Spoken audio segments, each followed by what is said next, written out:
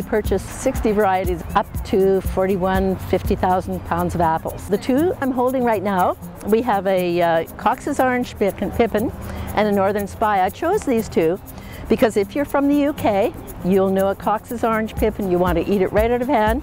You see, it's not the most beautiful of apples, but it's an apple that's very, very familiar in the UK. In Canada, particularly if you're from Eastern Canada, Northern Spy is what your grandmother always made her pies with, or you ate in your lunches. Before Macintosh was as popular, this has been around since the 1800s. This apple is a very well-known apple now in British Columbia, and it's going around the world. This is Ambrosia. You can see it's beautiful. It has small lenticels on it. It has a nice blush of red as well as a beautiful yellow. It's a crispy, juicy dessert apple. You couldn't ask for anything better.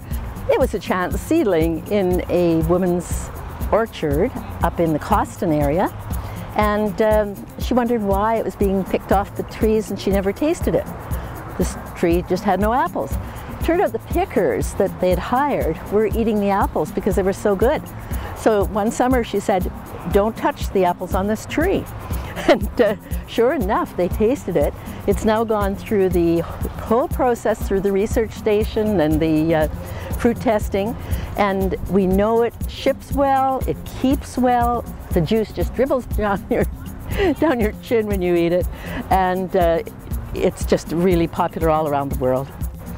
The little one here is Rubinette. Again, a pretty apple, lots of little lenticels on it, and it's a very sweet, delicious eating apple.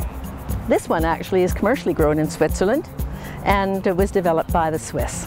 And here, with this big chunk out of it, because somebody was just tasting it, is a winter banana. One year it was sort of not as tasty, but this year it's full of sprightly flavor, and I think you should take a bag home.